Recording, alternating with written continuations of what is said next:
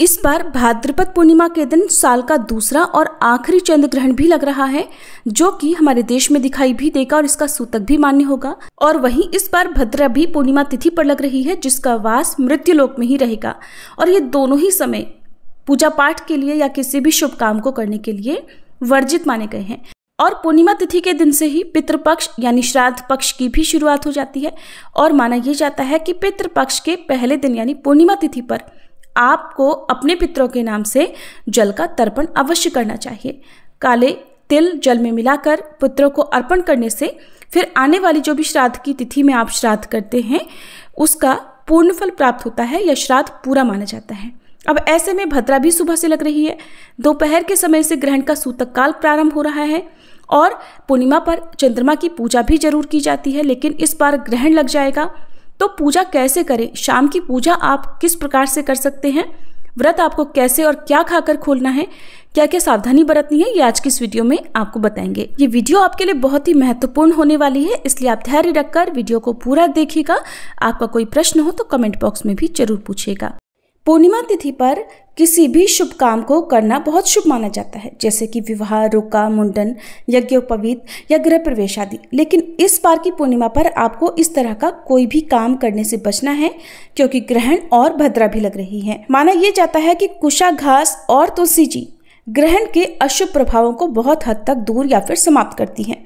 तो ऐसे में आपके पास कुशाघास हो तो कुशाघास, नहीं तो एक दिन पहले तुलसी के पत्ते अवश्य तोड़कर रख लें। नहीं तो आपको इस समय में अपने आप गिरे हुए तुलसी के पत्ते भी मिल जाएंगे, तो आप उन्हें भगवान के पास में एक लोटे में जल भर कर रखें, उसमें तुलसी का पत्ता डालकर रखें, जिसका विसर्जन आपको अगले दिन करना है। इसके अलावा घर परिवार में यदि कोई प्रेग्नेंट महिला हो तो उनके पास आप कुशाघास या तुलसी का पत्ता अवश्य रख दें, ताकि ग्रहण का कोई भी अशुभ प्रभाव या जो मानसिक तनाव ग्रहण के दौरान होता है वो ना होने पाए। इस बार 7 सितंबर रविवार को भाद्रपद पूर्णिमा है और इसी दिन पूर्णिमा का व्रत स्नान दान किया जाएगा और चंद्र ग्रहण भी इसी दिन लग रहा है। चंद्र ग्रहण 7 सितंबर और 8 सितंबर के बीच में लगेगा।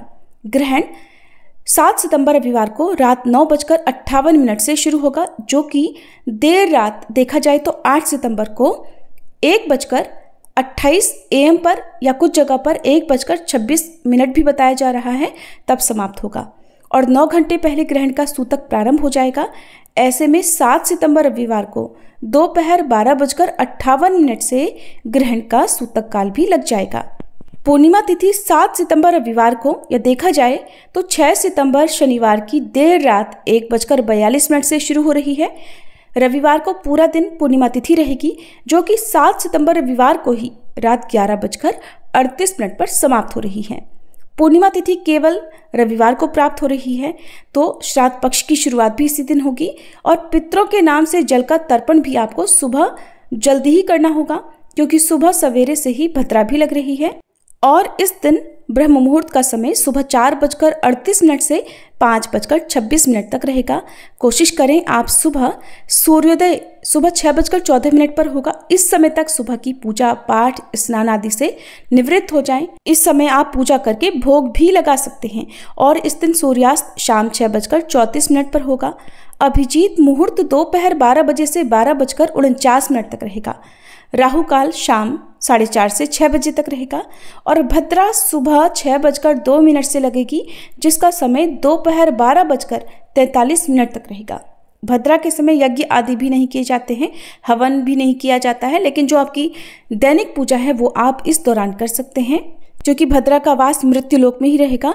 तो सुबह 6:02 से पहले आपको इस दिन जो भी दैनिक पूजा पाठ वाले कार्य हैं वो निपटा लेने चाहिए। इसके बाद भद्रा समाप्त हो रही है 12:43 पर और सूतक काल 12:58 से लगेगा। तो इसके बीच का जो कुछ मिनटों का समय है, उस समय में आप चाहें दोपहर की पूजा भी कर लें और उसके बाद घर में शुद्धि आदि वाले जो भी कार्य हैं वो आप करके रख सकते हैं, क्योंकि पूर्णिमा का व्रत सुबह से लेकर रात तक रहता है। तो व्रत तो आपको रात में ही खोलना चाहिए चंद्रोदय होने के बाद, लेकिन इस समय में जब चंद्रमा उदय हो जाते हैं तब आपको केवल मानसिक पूजन करना है। पूर्णिमा तिथि पर पूरा दिन मंत्रों का जाप करते रहें, अपने गुरु मंत्र का जाप करते रहें, या फिर भगवद गीता या जो भी धार्मिक पुस्तकें हैं उनका पाठ आप कर सकते हैं, धार्मिक कथाओं का श्रवण आप कर सकते हैं। पितरों के नाम से पूजा वैसे तो दोपहर में की जाती है, लेकिन भद्रा और ग्रहण का सूतक लगने के कारण आपको सुबह 6:02 से पहले पितरों को आप जल का तर्पण कर सकते हैं। पितरों के नाम से जो भी पूजा है वो भी आप कर सकते हैं, नहीं तो अगले दिन प्रतिपदा तिथि में आप पितरों की पूजा अवश्य करें। इस दिन प्रातःकाल पूजा मुहूर्त सुबह 4:54 से 5:50 तक रहेगा। शाम की पूजा शाम 6:36 से 7:44 के बीच में होगी, लेकिन पूजा खुद से नहीं करनी है, प्रत्यक्ष रूप से धूप दीप नहीं जलाना है, प्रतिमाओं को स्पर्श नहीं करना है। मानसिक पूजा आप इस दौरान कर सकते हैं। विजय मुहूर्त दोपहर 2:24 से 3:15 तक रहेगा। इस समय में आप श्री सत्यनारायण भगवान की कथा सुन सकते हैं या खुद से पढ़ भी सकते हैं। चंद्रोदय होगा शाम 6:28 पर। इस समय सूतक लगा होगा। चंद्र ग्रहण के समय, जब ग्रहण प्रारंभ होता है उस समय से आपको चंद्रमा को नहीं देखना है, तो इस समय आप मन में चंद्रमा का ध्यान करते हुए या मोबाइल आदि में भगवान शिव के मस्तक पर विराजमान चंद्रमा को देखकर उन्हें मानसिक भोग लगाना है। जो भोग हर पूर्णिमा पर आप अर्पित करते हैं, इसके बाद आप प्रसाद ग्रहण कर सकते हैं, जो कि आपने सुबह सवेरे बनाया है। ध्यान रखिएगा, सुबह प्रसाद बनाने पर उसमें तुलसी का पत्ता अवश्य डालकर रखें। जहां तक हो सके ग्रहण लगने से ठीक 1 से 1.5 घंटा पहले आपको कुछ भी भोजन आदि करने से बचना चाहिए, उससे पहले तक आप कर सकते हैं।